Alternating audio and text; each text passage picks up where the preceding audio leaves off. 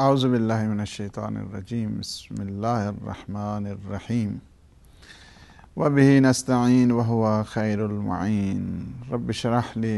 صدری ویسر لی امری واحلل عقدۃ من لسانی یفقہوا قولی اللہم انا نرغب الیک فی دولۃ کریمہ تعز بها الاسلام واہلہ وتذل بها النفاق واہلہ وصلی اللہ علی محمد وآلہ الطیبین الطاہرین المعصومین المنتجبین الہداۃ المہدیین سیم بقیت اللہ فی العالمین روحی وارواح العالمین فی مقدمہ الفدا اما بعد فقد قال الامام سید الساجدین زین العابدین علیہ الصلاۃ والسلام فی دعائہ وَتَكْذِيبًا لِمَنْ قَصَبَنِي وَسَلَامَةً مِمَّنْ تَوَعَّدَنِي۔ مکارم اخلاق کے پروگرام میں اپنے تمام ناظرین و سامعین کی خدمت میں ہدیہ سلام پیش کرتا ہوں، اور پروردگار عالم سے دعا ہے کہ وہ ہمیں اپنے با اخلاق، مخلص اور عبادت گزار بندے ہیں ان میں شمار فرمائے۔ اخلاقیات ایک بہت بڑی جہت ہے ایک انسان کی تعمیر اور ترقی کے لیے، اور جو شخص جتنا بھی بڑا ہو جائے اگر اس میں اخلاقی وہ اسلوب اور اخلاقی کیفیات اگر نہیں ہیں تو سب کا سب وہ ختم ہو جائے گا، یعنی اس کی کوئی بھی انسان کسی منزل میں نہیں بڑھ سکتا ہے وہ شخص کہ جو اخلاقی جہت سے کمزور ہے۔ اسی وجہ سے معصومین علیہم السلام نے جس طرف توجہ دلائی ہے، اور بعض جب پوچھتے تھے کہ دین کا مطلب کیا ہے، دین کسے کہتے ہیں، تو فرماتے تھے کہ دین حسن الخلق، دین کیا ہے، اچھے اخلاق کا نام ہے۔ تو یہ ایک بہت بڑی مہم ڈسکشن ہے۔ اس وقت جتنا بھی ایک بہت بڑی ایڈوانسمنٹ اس دنیا میں ہو رہی ہے، ایک بہت ہائی ٹیک کی طرف اس وقت جہاں آگے بڑھ رہا ہے، اگر کسی چیز کا خلا کہا جائے، اگر کسی چیز کا کمزوری کہا جائے تو وہی ہے کہ اخلاقیات کا پہلو کہ جس کا فقدان نظر آتا ہے۔ تو امام علیہ الصلوۃ والسلام نے یہ جو دعا ہے مکارم اخلاق جسے کہتے ہیں، دعا کا نام ہی ہے کہ یعنی وہ پسندیدہ اخلاق کی طرف انسان کو متوجہ کیا ہے، اس کی اخلاقیات اعتقادی اعتبار سے، دینی اعتبار سے، کلچرل وائز، اس کے اٹھنے، اس کے بیٹھنے اور اس کی گفتگو، اس کا اسلوب، اس کی فکر، یہ تمام جہات کو اگر دیکھیں، سبحان اللہ، اللہ کے جو نمائندے ہیں وہ گفتگو اسی انداز کے ساتھ کیا کرتے ہیں۔ اور اس دعا کے حصے میں ہم آج جس مطلب کی طرف امام علیہ الصلوۃ والسلام نے توجہ دلائی ہے ہماری، وہ یہ ہے کہ وَتَكْذِيبًا لِمَنْ قَصَبَنِي وَسَلَامَةً مِمَّنْ تَوَعَّدَنِي۔ پروردگار جو میری بدخوئی کرتا ہے، بدگمانی کرتا ہے، بدگوئی کرتا ہے، عیب جوئی کرتا ہے، پروردگار تو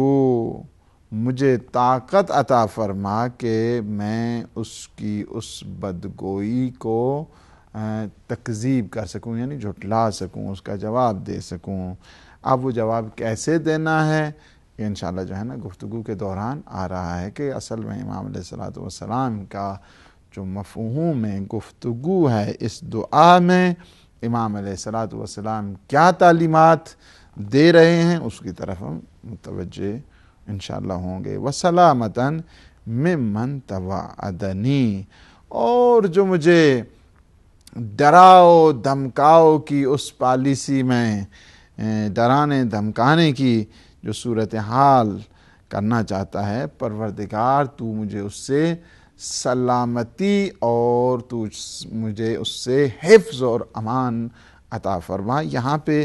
دو مہم چیزیں ہیں کہ جس کی طرف ہم نے توجہ دینی ہے۔ سب سے پہلی چیز یہ ہے کہ جو میری بدگوئی کرے، عیب جوئی کرے، جس کی زبان دراز ہو، اس سے پروردگار تو مجھے طاقت عطا فرما تاکہ میں اس کے شر سے کچھ محفوظ اور حفظ اور امان اور مصونیت حاصل کر سکوں۔ یہ پہلی چیز ہے، چونکہ آپ دیکھتے ہیں کہ معاشرے میں اگر ڈکٹیٹر سوار ہو جائیں، اگر کسی معاشرے میں دنیا کے ظالم اور جابر آ جائیں تو ان کی مختلف قسم کی پالیسیاں ہوتی ہیں۔ سب سے پہلی جو پالیسی استعمار کی ہوا کرتی ہے وہ جو خائن قسم کے جو مزدور قسم کے یا عمال قسم کے افراد ہوا کرتے ہیں، ان کی سب سے پہلی جو پالیسی ہوا کرتی ہے وہ یہی ہے کہ الزام تراشیوں کی طرف آگے بڑھتے ہیں، اس وجہ سے کہ الزام جو ہی انسان پر آ جائے اسے گھبرانے کی ضرورت نہیں ہے، اور وہ سیرت، اس وجہ سے کہ سیرت معصومین جس کی نگاہ میں ہے ہر دور کا چیلنج اس کے پاس موجود ہے۔ تو دنیا میں کیا ہے، جتنے جابر ہیں، ظالم ہیں اور ستمگر ہیں، ایروگنٹ پاور ہیں، یا جنہیں کہا جائے کہ وہ دنیا کے بڑے بڑے جو ڈکٹیٹر ہوا کرتے ہیں، وہ کیا کرتے ہیں، حق اور عدالت کے بجائے الزام اور لوگوں کو بدگمانی، ان کی عیب جوئی اور ان کے بارے میں جو ہے نا مختلف قسم کے ہیل اور حربے استعمال کیا کرتے ہیں تاکہ وہ اپنی ان مذموم جو مفادات ہیں ان تک انہیں پہنچ لیا جائے۔ اور اس ضمن میں وہ آتے ہیں مختلف قسم کے، نہ فقط یہ ہے کہ انسان کی کردار کشی کرتے ہیں، بلکہ انہیں جیسا بھی انہیں موقع ملتا ہے وہ ان کے کبھی ناسزا کی صورت میں، کبھی دشنام کی صورت میں، کبھی عیب جوئی کی صورت میں، اور کبھی بدگمانی کی صورت میں۔ اور یہ تاریخ میں اگر آپ واقعات دیکھنا چاہتے ہیں تو میں آپ کو لے چلتا ہوں کہاں پہ بنو امیہ کا دور ہے، معاویہ بن ابی سفیان سوار ہے، حکومت کر رہا ہے، اور بات کیا ہو رہی ہے کہ یہی یہ وہ لوگ تھے کہ جو اپنے آپ کو خلیفۃ الرسول کہا کرتے تھے، یعنی جانشین بنا کرتے تھے پیغمبر اسلام کے، اور ان کی عادت کیا تھی کہ انہوں نے مختلف قسم کی جو پروپیگنڈے تھے امیر المومنین علی ابن ابی طالب علیہ السلام کو انوالو کرنے کی کوشش کی، کبھی جو ہیں قتل خلیفہ سوم کی صورت میں، ہاں یہ اس میں شریک تھے، ان کے افراد تھے، اس قسم کی جو ہے نا وہ الزام تراشی کی گئی اور تہمت بازی کی گئی، جس کے نتیجے میں کیا ہوا کہ لوگ بیچارہ سادہ اور ہر ممبر پر مولویوں نے مختلف قسم کے فتوے لگائے، اور یہ فتوے آج کل جو آپ دیکھ رہے ہیں یا جو دیواروں پہ وال چاکنگ کی جاتی ہے اور اس پہ کیا جاتا ہے کہ وہ آج کے دور میں نہیں ہے، یہ تو پرانی وہی رسم آ رہی ہے کہ جس کو نبھایا جا رہا ہے۔ تو معاویہ نے کیا کیا، اس سلسلے میں آ کر ایک عجیب و غریب قسم کی کولڈ وار شروع کر دی علی ابن ابی طالب علیہ السلام کے مقابلے میں، اور جہاں تک نہ فقط ایک دو ممبر تھے، ہزاروں ممبروں پر مختلف قسم کی طعن و تشنیع کی جاتی تھی، اور یہ سلسلہ کافی نہ فقط 10-15 سال رہا ہے، more than 70 years، اور یہ سلسلہ رہا 70 سال تو کم از کم لوگوں نے جو تاریخ دانوں نے لکھے ہیں 80 سال تک، اور بعض تاریخوں میں 94 years تک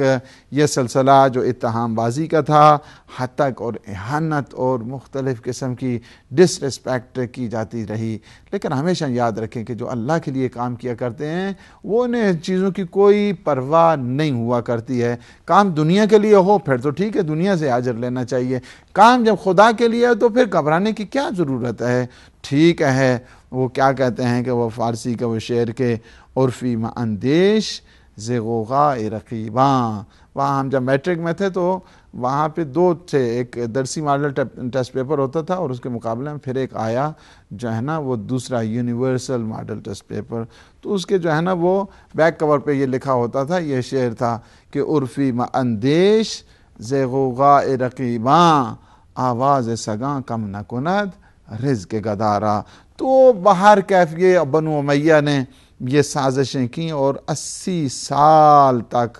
مسلسل 80-90 سال اور بعض تاریخوں میں 94 ایئرز تک جو ہے نا یہی سلسلہ رہا. اور جب بات آتی تھی حتیٰ کہ بڑے بڑے جو نام لینا امیر المومنین علی ابن ابی طالب علیہ السلام کا گناہ شمار کیا جاتا تھا، اسے کوڑے لگائے جاتے تھے. حدیث نقل کرنا تو کجا، کہاں کس کی مجال ہے کہ وہ حدیث نقل کرے. حتیٰ کہ جب دور آ جاتا ہے ولید بن عبد الملک کا کہ یہ بھی وہی جو خلفائے بنی مروان ہیں ان میں سے ایک یہ بھی ہیں، یہ کہتے ہیں کہ اس طرح ایک بیٹے نے جب اس سے پوچھا کہ بابا جب آپ علی ابن ابی طالب جمعے کا خطبہ دیتے ہیں، جب اس میں آپ جب امیر المؤمنین پر جو تان تشنیع کرتے ہیں، ناسزا کہتے ہیں، آپ کی زبان میں لکنت آ جاتی ہے، لڑکھڑا جاتی ہے آپ کی زبان، کیا وجہ ہے؟ اس دوران جو ہے نا قال الولید ابن عبد الملک ما زلت اسمع اصحابنا واہلنا یسبون علی ابن ابی طالب. یاد رکھنا یہ ایک پوری لمبی جو ہے نا وہ ایک واقعہ ہے کہ جس کے ارشاد مفید نے بھی اس کو نقل کیا ہے پیج نمبر 146 پر. تو ولید اپنے بیٹوں کو یہ کہتا ہے، یہ سوال جو آپ نے پوچھا ہے میں اس کو یہ آپ کو کہتا چلوں کہ ہم جو علی ابن ابی طالب اور ان کی اولاد پر یہ جو سب یہ جو دشنام اور یہ ناسزا، اسی وجہ سے پیغمبر اسلام صلی اللہ علیہ وآلہ وسلم کی وہ روایت ہے کہ من سب علیاً فقد سبنی. دیکھنا، یاد رکھنا، پیغمبر کی وہ چشم غیب یہ بتا رہی ہے علی ابن ابی طالب کی، جس طرح فرما دیا کہ یا عمار طاعت علی طاعتی، اے عمار علی کی اطاعت میری اطاعت ہے. اسی طرح یہ بھی فرما دیا کہ من سب علیاً فقد سبنی، کہ جس نے علی ابن ابی طالب کو ناسزا کا، یاد رکھنا علی کی جان میری جان ہے، اس نے میری خلاف ورزی کی ہے، میری اس نے اہانت کی ہے، مجھ پر اس نے الزام تراشی کی ہے. تو وہ کہتا ہے کہ ہم نے یہی چاہتے تھے کہ علی اور اولاد علی کے جو فضائل ہیں اور کمالات ہیں ان کو دفن کر دیا جائے، لیکن کیا کریں، بنو امیہ نے مختلف قسم کی جو سازشیں کیں، لیکن اس کے مقابل میں اللہ ہے نا، واللہ یتم نورہ، اللہ جو ہے نا وہ اپنے نور کو، اپنی لائٹ کو پھیلاتا ہی رہتا ہے. دنیا والے اگر مشرک اور کافر اور منافق یہ چاہتے رہیں کہ ہم اللہ کے نور کو ختم کر دیں، لیکن وہ ختم نہیں ہوا. جبکہ کیا ہوا کہ علی کا اسی وجہ سے یہ کہتے رہے، ناسزا کرتے کہتے رہے لوگوں، حتیٰ کہ لوگ آتے تھے انہی مشینریز، انہی مشنریز ورک جو چل رہا تھا اور مشینری جو چل رہی تھی بنو امیہ کی، آ کر کہتے تھے میرا نام تو علی تھا، میں نے اپنا نام تبدیل کر کے یہ نام رکھ دیا ہے. اسے بڑے انعام اور کرام سے نوازا جاتا تھا اور یہ عالم تھا. بچے، حتیٰ کہ میں ابھی آ رہا ہوں گفتگو کے دوران اور یہاں تک اس کی بات پوری جو ہے نا ولید بن عبد الملک کی تمام ہو جائے کہ کہتا ہے کہ ہم جتنا چاہتے تھے علی ابن ابی طالب کے فضائل اور کمالات کو دنیا تک نہ پہنچنے دیا جائے، علماء تک یہ فضائل نہ پہنچیں اور جو خطباء ہیں ان تک یہ فضائل نہ پہنچیں، لیکن کیا کریں، جوں یہ علی ابن ابی طالب کے فضائل کو دفن کرنے کی کوشش کر رہے تھے، اسی طرح علی مولا کے فضائل لوگوں کے دلوں میں راسخ ہوتے گئے اور بنو امیہ کی جو کارستانیاں ہیں اس کے نتیجے میں لوگ ان سے دور ہوتے گئے. اور یہاں تک کہ کسی کی مجال نہیں ہوتی تھی کہ علی ابن ابی طالب کا نام لے کر کوئی روایت نقل کرے. تو اس دوران بھی اگر کوئی چاہتا تھا نا روایت نقل کرے علی ابن ابی طالب سے، تو وہ یہ کہتے تھے کہ اصحاب میں سے ایک صحابی نے یہ کہہ دیا ہے، تو اس سے مراد علی ابن ابی طالب ہوا کرتی تھی، لیکن نام لے کر روایت نہیں کیا کرتے تھے. یا کہتے تھے قریش کے ایک فرد نے یہ روایت نقل کی ہے، تو اس سے مراد علی ابن ابی طالب لیا جاتا تھا. یا جو ہے نا کہا جاتا تھا کہ حضرت زینب کے بابا کی یہ روایت ہے، تو سمجھا جاتا تھا کہ امیر المؤمنین علی ابن ابی طالب علیہ الصلوۃ والسلام. تو اس دور کو ذرا آپ امیجن کریں، ذرا سوچیں، چشم تصور دیکھیں کہ وہ کس قسم کا دور، کس قسم کے بدگمان، کس قسم کے عیبجو، کس قسم کے کمالات اور فضائل کو دفن کرنے والے.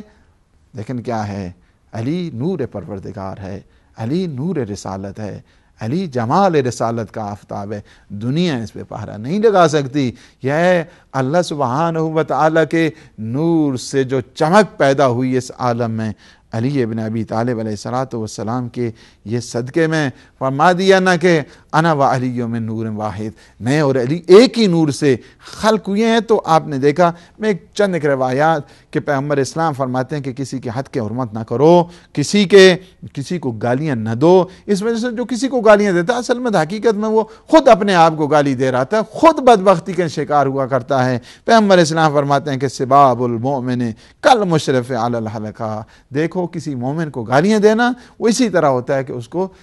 کیا ہے، ہلاک کرنے کے مترادف ہے. یعنی کیا ہے، انسان کی شخصیت کشی، انسان کی جو پرسنالٹی ہے، انسان کا جو سٹیٹس ہے، اس کو گرانے دنیا والے نہیں گرا سکتے. لیکن اسلام نے اس کو کیا کیا ہے، فرمایا کہ جو کسی پہ تہمت لگاتا ہے، جو کسی پر کسی کو گالیاں دیتا ہے، جو کسی کو ناسزا کہتا ہے، جو کسی کو دشنام دیتا ہے، اسی طرح ہے کہ گویا اس نے اسے ہلاک کر دیا. اور پھر پیغمبر اسلام صلی اللہ علیہ وآلہ وسلم، یہ میں نے روایت اصول کافی سے کوٹ کی ہے، جلد نمبر 2 اور صفحہ 359 سے، اور پھر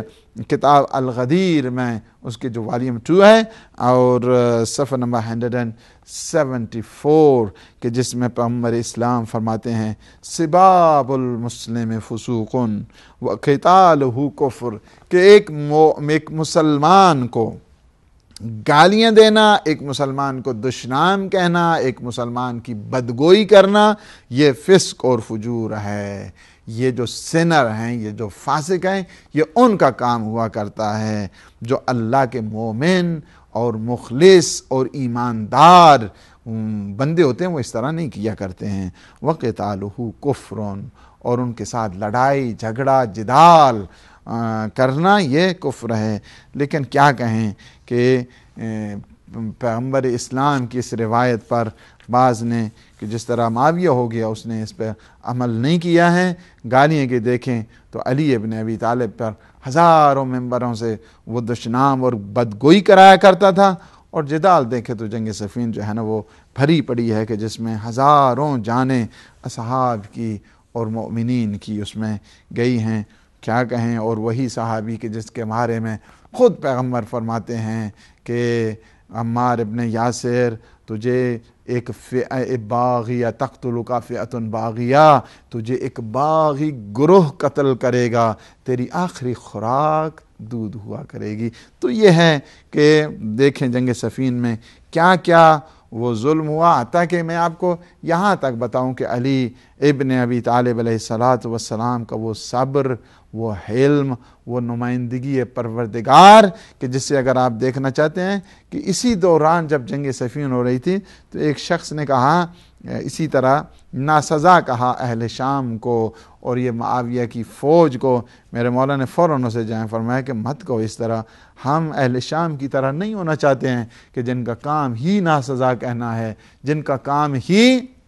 کیا ہے دشنام دینا، بدگوئی کرنا. ہم ان کی طرح نہیں ہیں. ہم جا رہے ہیں اللہ کا فریضہ ادا کرنے کے لیے، ہم اسی طرف آگے بڑھتے رہیں گے، لوگوں کو حق کی طرف دعوت دیتے رہیں گے. تو میرے مولا امیر المؤمنین علی ابن ابی طالب کی سیرت ہے. یہ نہیں ہو سکتا ہے کہ ایک ہی دل میں معاویہ بھی ہو اور ایک ہی دل میں علی بھی ہو. یہ دونوں چیزیں ایک دل میں جمع ہونے والی نہیں ہوا کرتی ہیں. اسی طرح بہت زیادہ جو اگر آپ دیکھنا چاہتے ہیں واقعات اس قسم کے، اگر آپ ابتدائی تاریخ سے اگر دیکھنا چاہیں، بہت آپ اگر مسعودی کی جو تاریخ ہے اس میں یہ واقعات بھرے پڑے ہیں اور اس قدر زیادہ ہیں کہ ان کو چھیڑنے کے بجائے میں چند ایک مثالیں جو دینا چاہتا ہوں کہ انہوں نے جو ہیں 1 صدی کے قریب، آپ دیکھیں نا ذرا امیر المؤمنین کی وہ ذات والا صفات، اور 1 صدی کے قریب وہ نفرت پھیلائی گئی لوگوں کے ذہنوں میں، لوگوں کے دماغوں میں، لوگوں کے رگ و ریشے میں، لوگوں کی افکار میں وہ زرخرید جو لکھاری تھے، وہ زرخرید جو درباری تھے، انہوں نے کیا سے کیا حربے استعمال کیے. اور جہاں تک آپ دیکھیں اگر 20 سال میں بھی ایک نسل جو ہے نا وہ تبدیل ہوتی ہے، تو 5 نسلیں جہاں تبدیل ہو جائیں، 25 سال ہی اگر لگا دیں، زیادہ سے زیادہ 25 سال میں تو نسل تبدیل ہو جاتی ہے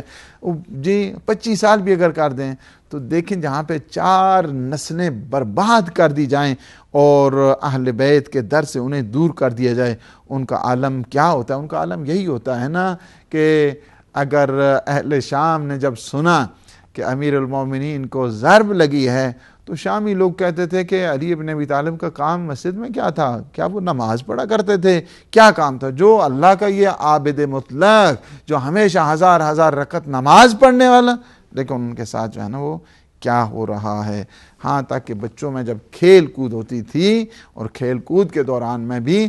یہ سلسلہ جاری رہا کرتا تھا. ایک دفعہ عمر بن عبدالعزیز کہ کھیل بچہ تھا، ابھی چھوٹا تھا، یہی حالات دیکھے، یہی اسی طرح جب ناسزا کہا، استاد نے دیکھا ایک دفعہ گور کے جب دیکھا تو سمجھ گیا کہ استاد مجھ سے ناراض ہیں، کیا وجہ ہے؟ فوراً پیچھے آیا، دیکھا استاد مسجد میں گئے ہیں، 2 رکعت نماز پڑھ رہے ہیں، یہ وہیں پہ ویٹ کر رہا ہے، انتظار کر رہا ہے. اور نماز سے جب فارغ ہوتے ہیں استاد تو پوچھتے ہیں کہ یا استاد جی آپ کیا مجھ سے غلطی ہوئی ہے؟ آپ مجھے جو ہے نا وہ اس بڑے تند لہجے میں، غصے کے لہجے میں آپ مجھے دیکھ رہے تھے. فرمایا بیٹا علی ابن ابی طالب نے تیرا کیا نقصان کیا ہے؟ کیا وجہ ہے کہ تم کھیل کے دوران بھی علی ابن ابی طالب کے خلاف تم بول رہے ہو؟ تمہیں پتہ نہیں علی کا تعلق بدریون سے ہے، علی کا تعلق اس فاتح خیبر ان شجاعان سے ہے. تمہیں نہیں پتہ ہے کہ علی احد میں دیکھیں، علی بدر میں دیکھیں، علی حنین میں دیکھیں، علی خندق میں دیکھیں علی. کہا کہ استاد جی اب تو مجھے معاف کیجئے گا، جب اگر خدا نے مجھے حکومت دی سب سے پہلے جو میں یہ کام کروں گا میں علی ابن ابی طالب کے خلاف جو ناسزا ہے اس کو ختم کروں گا. یہی کام کیا. ہم بہت اپریشیٹ کرتے ہیں 2 کاموں سے. ایک جو ہے نا وہ جو انہوں نے عمر بن عبدالعزیز نے بہت ہی بہترین جو کام جسے کہا جائے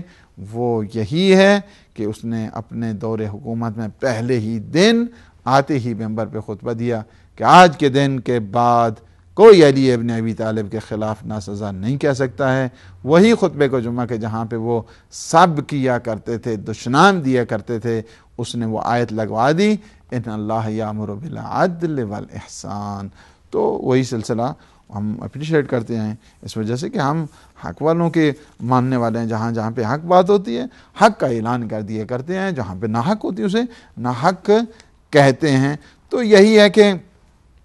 مختلف جو صورتیں تھیں بنو امیہ کی، ان کی شکلیں تھیں: بدگوئی کرنا، دشنام، ناسزا. مولا امام سجاد علیہ السلام نے دعا میں کہ پروردگار کی یہ جو بدگوئیاں، یہ جو دشنام، یہ ناسزا، یہ عیب جو افراد ہیں، ان کے مقابل میں تو مجھے طاقت عطا فرما تاکہ میں ان کا ڈٹ کر مقابلہ کر سکوں. اور یہی ہے کہ لوگوں کو فقط دشنام کا جواب دشنام سے نہیں ہوا کرتا ہے، ناسزا کا جواب ناسزا سے نہیں ہوا کرتا ہے، بلکہ ایسی تعلیم دی جائے کہ وہ ناسزا سے ہٹ کر اللہ کے عابد بندے بن جائیں. یعنی وہ طاقت امام سجاد علیہ السلام نے، تاکہ دشمن کے مقابل میں آ کر ڈٹ کے انہیں بتایا جائے کہ جس طرح اگر واقعات کو اگر آپ دیکھنا چاہتے ہیں کہ وہی یزید کہ جو اپنے آپ کو خلیفہ رسول اور خلافت رسالت پر جمنے کی کوشش کر رہا تھا اور اپنے آپ کو یہ کہہ رہا تھا کہ ہم آل رسول سے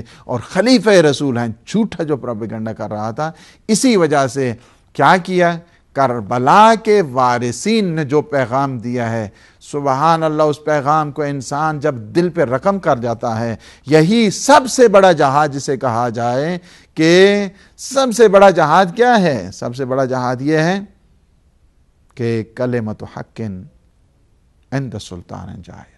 سب سے بڑا حق یہ ہے کہ کسی ظالم و ڈکٹیٹر کے سامنے انسان آ کر کلمہ حق کو انجام دے، یہی سب سے بڑا ہے۔ اور یہی اگر آپ دیکھتے ہیں تو آپ اگر اس سلسلے میں اگر چلے جائیں، وہی جو بنو امیہ کی مسجد ہے، اور جیسے ولید بن عبد الملک وہاں پہ ایک بہت بڑا جامعہ بنایا تھا، ایک بہت بڑی یونیورسٹی تھی، اسی کے ساتھ مسجد بھی رکھی گئی تاکہ یہ تقدس ان کا باہر کیف، تو وہاں پہ کیا ہوا، ایک بہت بڑی اسمبلی لگی ہوئی تھی، اور یزید چاہتا تھا کہ یہ جو وارثان رسالت ہیں انہیں وہ رسوا کرنا چاہتا تھا۔ اس نے ایک درباری ملا کے جو بنو امیہ کے دسترخوان کی ہڈیاں چوسنے والا، وہ سب سے پہلے ہوا، اس نے آ کر جو ہے نا وہ علی اور اولاد علی کے خلاف جب بولنا شروع کیا، میرے مولا نے وہیں پہ ایک تو یہ ہے کہا، کیا فرمایا کہ مجھے بھی تقریر کرنے کی اجازت دی جائے، میں بھی چاہتا ہوں کہ تقریر کروں۔ بڑی مشکل سے یزید چونکہ جانتا تھا یزید کا جو بیٹا ہے معاویہ وہ بھی آگے بڑھو، اس نے کہا کہ بچے جو یہ اسیر ہیں، یہ زنجیروں میں جکڑا ہوا شخص ہے، جس کے گلے میں توق ہے، جس کے ہاتھوں میں ہتھکڑی ہے، جس کے پاؤں میں بیڑی، کیا بول سکے گا؟ اس وجہ کہ سب کو پتا ہے کہ تقریر کے لیے جو مقرر ہوتا ہے، خطیب ہوتا ہے، وہ اپنی اس کو اسی وجہ سے جس قدر آسودگی کے ساتھ وہ تقریر کرتا ہے، اس سے بہتر انداز کے ساتھ وہ ڈیلیور کر سکتا ہے۔ لیکن عجب مقرر دیکھے، عجب خطیب، وہ فرماتے ہیں اس کے بعد یعنی یہ جب دیکھی گئی بات، یعنی آپ اگر بنو امیہ کی اس مسجد کو اور اسی طرح جو مسائل ہیں اس میں سب سے پہلی جو چیز ہے اس میں یہ بات بتا دی گئی، اور یہ فرما دیا جمعہ کا دن ہے، خطبہ دے رہا ہے وہی زرخرید ملا اور وہ خطیب، جس میں اس نے جب علی اور اولاد علی کے خلاف بات کرنا شروع کی، میرے مولانا فرمایا مجھے تقریر کرنے دیا جائے، میں بھی چاہتا ہوں اپنی چند منٹ کی جو ہے وہ تقریر کر دوں۔ میرے مولانا نے تقریر کا عجب انداز، اللہ سبحانہ و تعالی اور پیغمبر اسلام صلی اللہ علیہ وآلہ وسلم، اور اس کے بعد آپ اگر دیکھتے ہیں کہ یہ نقاب کشائی کی گئی ہے، اگر آپ ذرا اس غور سے دیکھیں، خواہ وہ شام کی وہ مسجد ہو، خواہ وہ یعنی عظیم ترین خطبات میں سے، عظیم ترین مولا کے ان خطبات میں سے اگر دیکھنا چاہتے ہیں کوئی، تو وہی ہے کہ جو خطبہ امام علیہ الصلوۃ والسلام نے اس مسجد میں دیا ہے۔ ہمارے فقط یہی تھے کہ ہر دم نقاب کشائی کی جاتی تھی۔ اگر آپ شام کے دربار میں دیکھیں، شام کے بازار میں دیکھیں، وہیں پہ بھی یہی ہے، جو بیویاں تھیں وہ بھی اسی انداز کے ساتھ اپنا تعارف کراتی تھیں، ہم بنات رسول ہیں، یا دوسرے جو ہے نا وہ انداز کے ساتھ، حتیٰ کہ جب اگر کھجوریں ہیں صدقہ کے طور پہ پھینکی جاتے ہیں، جناب ام کلثوم سلام اللہ علیہا فرماتی نا ان صدقۃ علینا حرام، صدقہ ہم پر حرام ہے۔ فوراً لوگ متوجہ ہوتے تھے کہ کیا وجہ ہے، صدقہ تو آل رسول پر حرام ہے، یہ کون سے قیدی ہیں؟ اسی طرح یعنی لوگوں کو یہ بات باور کرا دی گئی کہ یزید یہ جھوٹ بول رہا ہے، یعنی کیا ہے، پروردگار تو مجھے طاقت عطا فرما کہ یہ جو جھوٹ بولنے والے ہیں، یہ جو تکذیب کرنے والے ہیں، یہ جو فاسق اور فاجر ہیں، یہ جو بدگمان ہیں، بدگمانیاں کرنے اور بدگوئیاں کرنے والے ہیں، یہ عیب جوئیاں کرنے والے، ان میں ہمیں طاقت عطا فرما تاکہ ہم ان کا ڈٹ کر مقابلہ کر سکیں۔ اور آپ نے دیکھا کربلا کے بعد کیا عجب منزل سی، اسی وجہ سے مولانا نے جب کہا نا کہ مجھے بھی تقریر کرنے کے لیے اجازت دی جائے، میں بھی چاہتا ہوں کچھ دیر کے لیے تقریر کروں، سب سے پہلے اپنا تعارف کس طرح کیا، اللہ سبحانہ و تعالیٰ کی حمد و ثنا کے بعد کہا کہ میں اس کا بیٹا ہوں جو نے یعنی رات کے ٹائم، رات کے وقت مسجد حرام سے مسجد اقصیٰ لے جائے گا، پورے کا پوری ایک تاریخ رقم کر دی ایک جملے میں واقع معراج کی۔ فرماتے ہیں کہ انا ابن من اسری بہ الی المسجد الاقصیٰ، میں وہ ہوں کہ جنہیں، میں اس کا بیٹا ہوں کہ جنہیں راتوں رات مسجد حرام سے مسجد اقصیٰ تک سیر کرائی گئی۔ انا ابن من بلغ بہ الی سدرۃ المنتہیٰ، یہ وہی ہے کہ جنہیں بلایا گیا اور جن کے ساتھ گفتگو شنید کی گئی، جنہیں پہنچایا گیا کہاں پہ، سدرہ منتہیٰ کے، جہاں پہ حضرت جبریل نے کہا کہ اب میں تو ایک بال برابر بھی اگر سوئی کے اس نک کے برابر بھی اگر آگے جاؤں گا تو میرے پر جل جائیں گے۔ اس کے بعد فرمایا انا ابن من دنا فتد اللہ، میں اس کا بیٹا ہوں کہ جسے بلایا گیا قریب، 2 کمانوں کا فاصلہ یا 2 کمانوں سے بھی کم تر، قاف کان قاب قوسین او ادنا۔ تو یہ ہے کہ اس طرح اس کے بعد تعارف کراتے کراتے انا ابن مکہ و منا، انا ابن زمزم و صفا، میں فرزند مکہ ہوں، میں فرزند منا ہوں، میں فرزند مکہ ہوں، یعنی کعبہ کی سرپرستی میرے پاس ہے، میرے ہاتھ میں ہے۔ انا ابن مکہ و منا، میں فرزند منا ہوں، یعنی ابراہیم نے 1 قربانی دی ہے، میں 72 قربانیاں دے کے آ رہا ہوں۔ انا ابن زمزم و صفا، میں فرزند زمزم ہوں۔ اگر آب زمزم ہر مرض کی دوا ہے تو ہم بھی کیا ہیں؟ ہر مشکل کے لیے مشکل کشا ہیں۔ اگر کسی نے دیکھنی ہے خلوص اور اخلاص تو وہ ہمارے در سے آئے۔ اور اس کے بعد فرماتے ہیں انا ابن الحسین القتیل بکربلا، میں اس حسین مظلوم کا بیٹا ہوں کہ جسے کربلا کے اس صحرا تپتی ریتی پہ ذبح کر دیا گیا۔ انا ابن علی المرتضی، میں علی مرتضیٰ کا بیٹا ہوں۔ انا ابن محمد المصطفیٰ، میں محمد مصطفیٰ کا بیٹا ہوں۔ انا ابن فاطمہ الزہرا، میں فاطمہ زہرا کا بیٹا ہوں۔ یہ ہے وہ طاقت جو میرے مولا چاہتے ہیں کہ کسی کی بدگوئی، کسی کی جسارتیں، کسی کی گستاخیاں، کسی کی عیب جوئی کا کس طرح دفاع کریں۔ یہی وہ چاہتے تھے کہ چھپائیں جس راز کو، میرے مولا نے وہ کہ جب کہ حالت قید ہے، اسارت ہے، ہاتھوں میں ہتھکڑی ہے، پاؤں میں بیڑی ہے، گلے میں خاردار، تو کہیں سب چیزیں ریویل کیا جا رہے ہیں، حق اور حقانیت کو پیش کیے جا رہے ہیں۔ کہتے ہیں کہ جب یہاں پہ ایک بات پہنچی، ہر طرف سے ایک غوغا تھا، اتنا عظیم مصائب، اتنا عجیب ظاہر ہے کہ وہ مصائب خان، وہ مصائب مصیبت پڑنے والے کچھ ہو رہے ہیں۔ اللہ کے معصوم بندے کہتے ہیں ہر طرف سے گری اور بکا کی آواز تھی۔ ایسے میں یزید نے مؤذن کو اشارہ کیا، مؤذن کو اشارہ کرنے کے بعد کہا کہ اذان دے دو۔ جب اذان شروع ہوئی تو اللہ اکبر کہا، امام نے بھی بالکل فرمایا کہ میرا اللہ پروردگار بزرگ و برتر، ہر قسم کے وہم، ہر قسم کے گمان سے وہ بزرگ و برتر ہے۔ اشہد ان لا الہ الا اللہ، شہادت دی۔ جب مؤذن نے کہا نا اشہد ان محمد رسول اللہ، یہ گواہی دیتا ہوں، آئی بیئر وٹنس، کہ میں گواہی دیتا ہوں کہ پیغمبر اسلام اللہ کے رسول ہیں۔ امام نے فرمایا مؤذن رک جائے یہیں پہ۔ یزید کو مخاطب ہو کر کہا، یزید تو اتنا بتا دے کہ یہ محمد مصطفیٰ تیرے جد ہیں یا میرے جد ہیں۔ اگر تو کہے کہ میرے جد ہیں تو تو جھوٹ بول رہا ہے، سارے لوگ جانتے ہیں کہ تیرے جد نہیں ہیں۔ اور جب تو مانتا ہے کہ میرے جد ہیں تو بتا ان کے بیٹے کو 3 دن کا تشنا پیاسا کربلا کے لک و دک صحرا میں ذبح کیوں کیا گیا؟ ان کی بہو بیٹیوں کو بے پردہ یہاں پہ ان اغیار کے مجمع میں کیوں لایا گیا؟ ہر طرف سے آہو بکا، بڑی اس نے اقامت کی اس کے بعد کی، لیکن کیا مسئلہ یہ ہوا کہ کسی نے نماز پڑھی، کوئی اسی طرح رو رو کر جو ہے نا وہ وہیں سے چلا گیا۔ تو یہ ہے کہ یہ بتانے کے لیے اسی طرح جو خطبہ ہے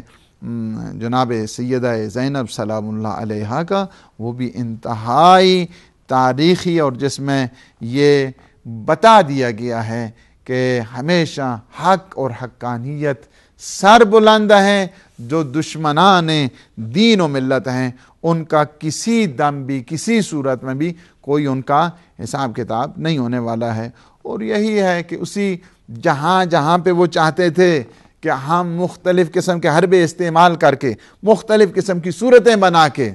خلیفہ مسلمین بننے کی صورت میں، لیکن ان کا کوئی حربہ، اس وجہ سے کہ حق کو سربلندی ہے۔ للحق دولہ وللباطل جولہ، ہمیشہ سربلندی کس کی ہے؟ حق اور حقانیت کی سربلندی ہے۔ اس کے علاوہ کسی کو انسان تصور بھی یہی چیز ہے کہ اگر آپ دیکھنا چاہتے ہیں کہ یہاں پر خود جو ہے نا وہ یہی ایک دفعہ کہا گیا، جب بات آتی ہے رہائی کی بھی، تو رہائی اس نے ایسے نہیں ہے، چونکہ انوائرمنٹ اس قسم کی بن چکی تھی، اس قسم کی انوائرمنٹ تھی کہ کسی کو کوئی بھی یعنی پسند آتا کہ اسے سب پتہ چل رہا تھا یزید کو کہ اس کے قتل کے منصوبے بن رہے ہیں، اس نے چاروں ناچار اس نے مجبوری کی صورت میں یہ سلسلہ کیا اور اہل بیت کی رہائی کے، لیکن وہاں پہ بھی جناب زینب سلام اللہ علیہ نے کہا کہ نہیں، ہم تو ماتم کریں گے، ایک مجلس عذاب بپا کریں گے۔ مجلس عذاب بپا کرنے کے لیے بعض تاریخوں میں 3 دن، بعض تاریخوں میں 5 دن اور بعض تاریخوں میں 7 دن تک وہی آتے رہے اور خواتین آتی رہیں۔ مجلس سید الشہداء وہاں پہ ہوئی اور لوگ اس قدر اویئر ہو گئے، لوگوں کو اس قدر بصیرت مل گئی، لوگ اس قدر آگے بڑھ گئے اور انہوں نے کہا کہ یہ کیا چیز ہے، یزید نے کیا ظلم کیا ہے۔ لوگوں کو آگاہی ہوئی، لوگوں کو بصیرت ہوئی اور لوگوں کو اس بات کا علم ہو گیا ہے۔ تو یہ ہے کہ اس بات کی طرف مولا امام سجاد علیہ السلام نے متوجہ کیا ہے، اور وہ یہی ہے کہ پروردگار تو مجھے طاقت عطا فرما کہ یہ جو بدگوئیاں کرنے والے ہیں، بدگمانیاں کرنے والے ہیں، عیب جوئیاں کرنے والے ہیں، ان کے مقابل میں مجھے طاقت عطا فرما کہ تاکہ میں وہ اظہار حق کر سکوں، اور اظہار حق یعنی ہر دور میں ہوتا رہا۔ آج بھی جو اسی سنت امام سجاد پہ چلنے والے ہیں وہ زمانے کے ہر یزید کے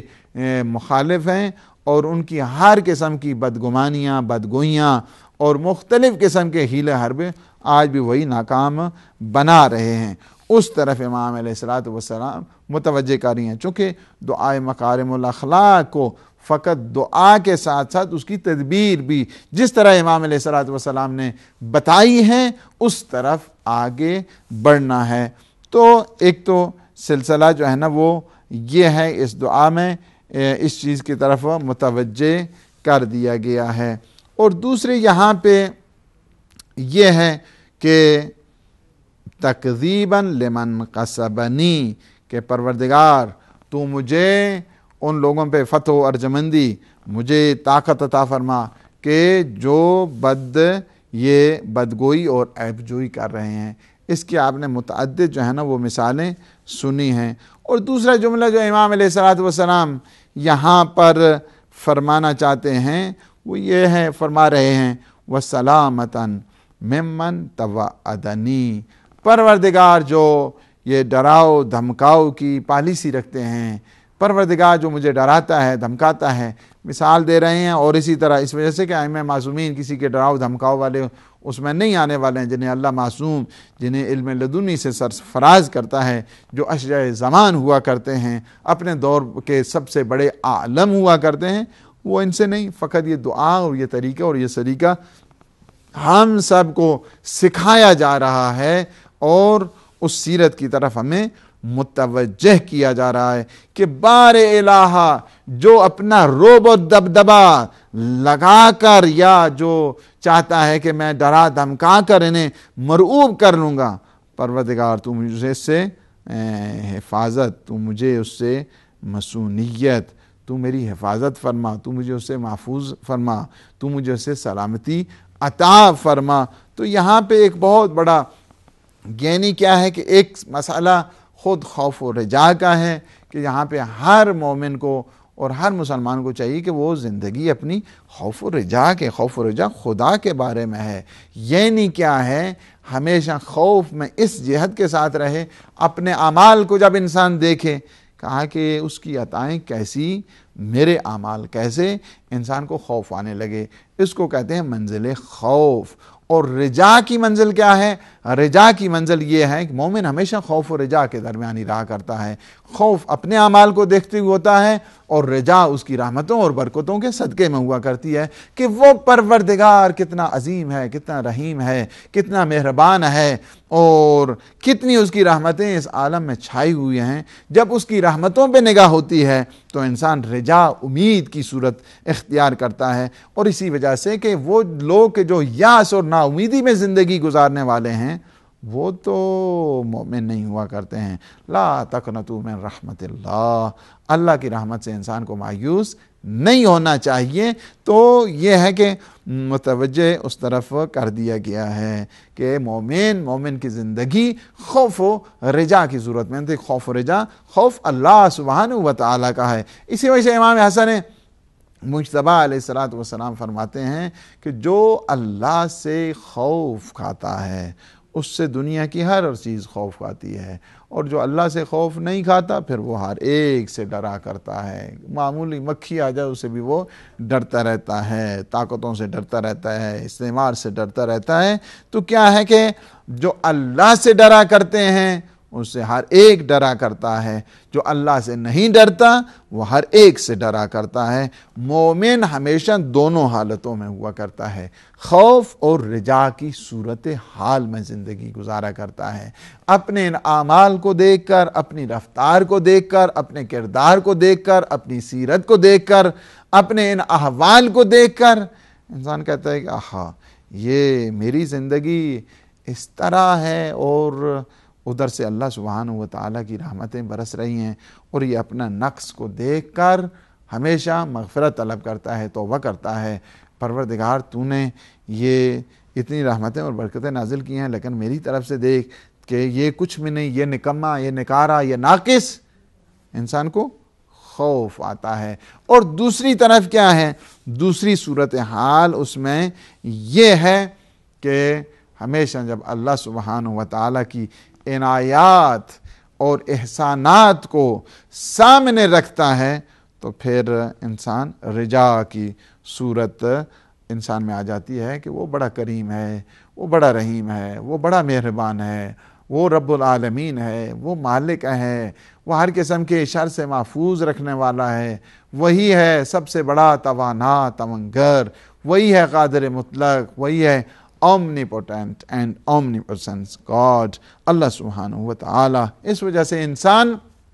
کیا کرتا ہے؟ وہاں جب وہ صورتحال ہے تو انسان کو ایک امید آ جاتی ہے، نہیں ٹھیک ہے میرے گناہ میں ناقص ہوں، میں گناہ گار ہوں، میں معصیت کار ہوں، میں پاپی ہوں، میں کچھ نہیں ہوں، لیکن اس کا فضل کتنا، اس کا احسان کتنا، اس کا کرم کتنا، اس کی رحمت کیسی، تو پھر انسان امید میں آ جاتا ہے۔ اسی وجہ سے میرے مولا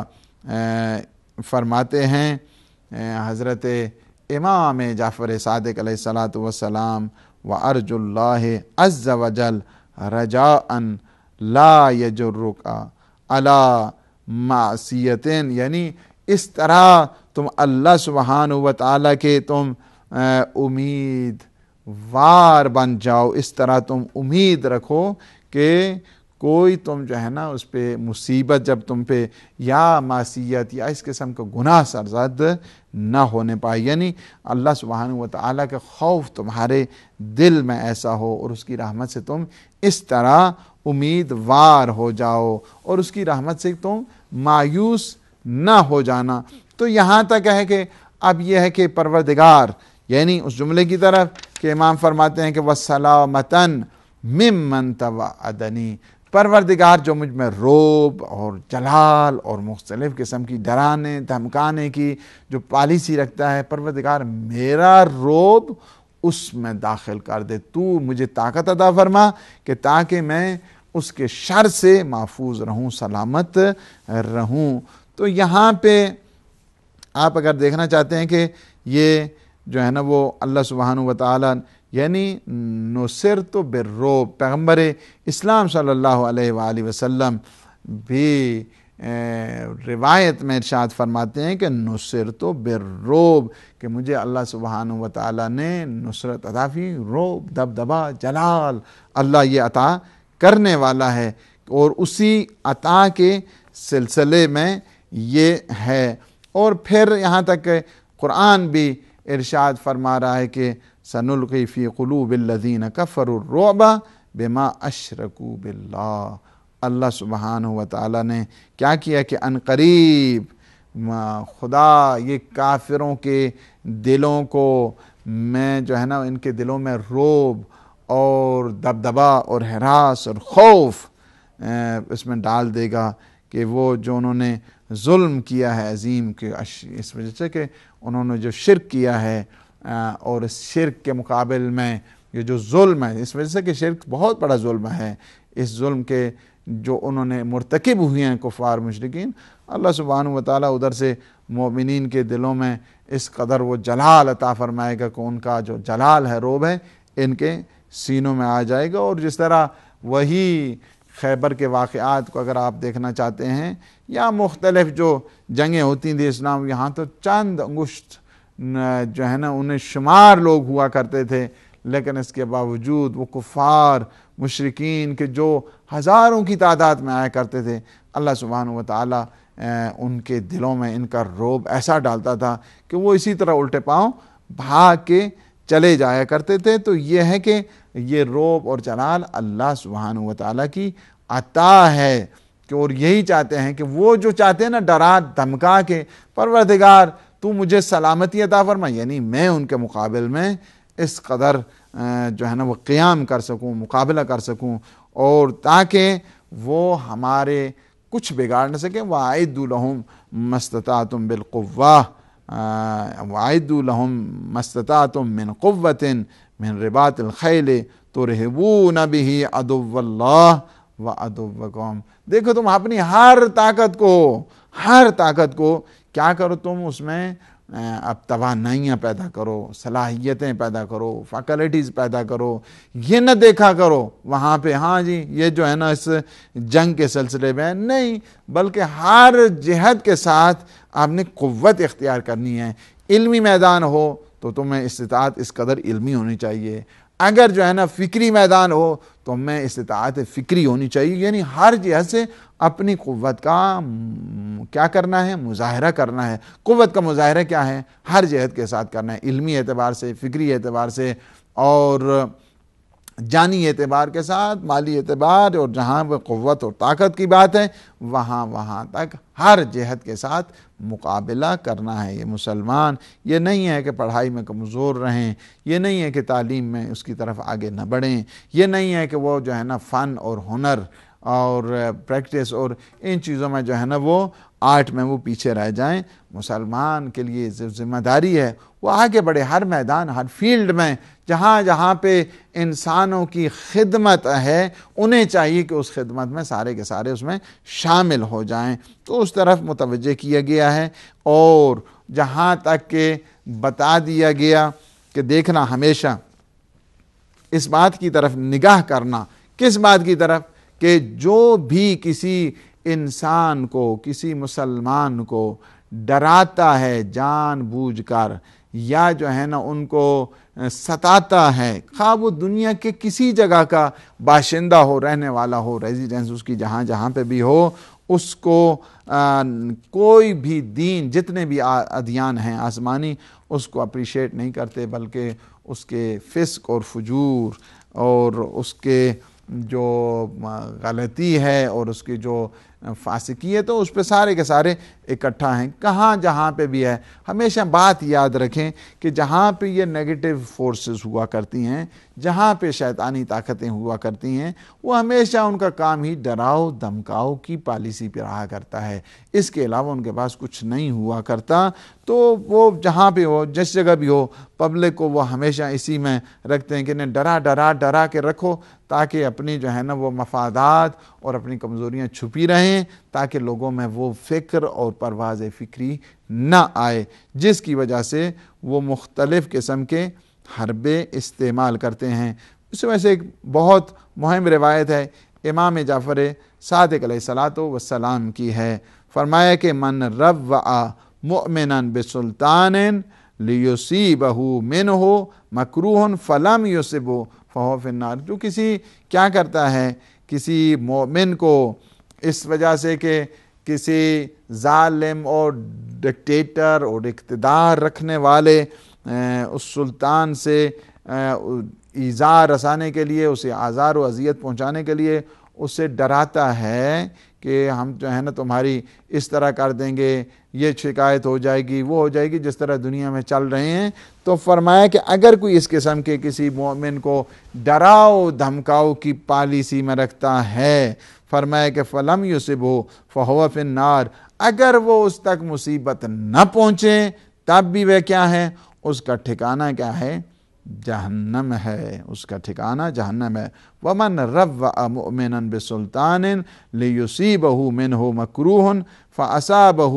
فَهُوَ مَعَ فِرْعَوْنَ وَآلِ فِرْعَوْنَ فِي النَّارِ. دیکھو اگر کسی مسلمان کو کسی ڈکٹیٹر سے وہ ظلم رسانی کے طور پر، اسے پھنسانے کے طور پر، اسے دھوکہ دینے کے طور پر اگر وہ ظالم اور جابر اسے نقصان پہنچائیں، فَأَصَابَهُ، اور وہ نقصان وہ کھا جائے، اسے نقصان پہنچائے اس مومن کو، فرمایا کہ فَهُوَ مَعَ فِرْعَوْنَ وَآلِ فِرْعَوْنَ فِي النَّارِ، تو اس کا ٹھکانہ اللہ سبحانہ وتعالیٰ نے تیار کر رکھا ہے، وہ فرعون کے ساتھ ہوگا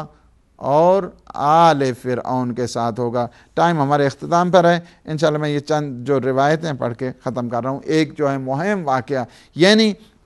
اگر آپ دیکھنا چاہتے ہیں کہ امام علیہ الصلوۃ والسلام نے وسلامتاً ممن توعدنی، پروردگار جو ڈراؤ دھمکاؤ کی، دشمنوں کی اور ان سازشوں کی پالیسیوں میں گرفتار ہونا چاہتا ہے، پروردگار یا گرفتار کرنا چاہتا ہے، اس کے شرط تو محفوظ فرما. کیا ہے؟ تاکہ ہم اس کے رعب اور دبدبے میں نہ آ جائیں اور اس کی اس تھریٹ سے، اس کی اس آزار رسانی سے، اس کی اذیت سے ہمارے قلوب میں وہ اطمینان پیدا ہو جائے. تو یہ بتانے کے لیے کسی مسلمان کو ایک واقعہ بڑا مہم ہے. پیغمبر اسلام صلی اللہ علیہ وآلہ وسلم نے دعوت اسلام کے سلسلے میں پیغمبر نے خالد بن ولید کہ جب وہ مسلمان ہوا اس کے بعد جو ہے نا ایک پورا گروپ بھیجا گیا، بنی حزیمہ اور بنی مستلق، ان کے پاس جب بھیجا گیا کہ جائے انہیں اسلام کی جو ہیں وہ تبلیغات کریں، ایک خط بھی ساتھ جو ہیں وہ بھیجتے ہیں. یہ صاحب جب جاتے ہیں وہاں پہ سب کو وہ بتانے کے بعد نماز جماعت کا جب ہوتا ہے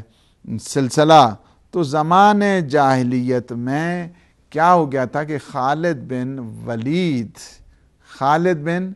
جو ہیں وہ ولید کے جو چچا ہے، ان لوگوں نے یہ جو بنی جزیمہ ہیں انہوں نے مار دیا تھا. انہیں تھوڑا شک ضرور تھا، اس کے پاس فوج تھی خالد بن ولید کے پاس، اس نے حملہ کرا دیا اور وہاں پہ کئی لوگ مارے گئے، بچے یتیم ہوئے. تو یہ جب سلسلہ، یہی بات انویسٹیگیشن ہوئی، پیغمبر اسلام کو جب یہ واقعہ بتایا گیا تو پیغمبر اسلام فرماتے ہیں اللہم انی اتبرأ الیک مما صنع خالد بن ولید، پروردگار میں تیری بارگاہ میں یہ جو خالد بن ولید نے ایک ظالمانہ جو رویہ اختیار کیا وہاں پہ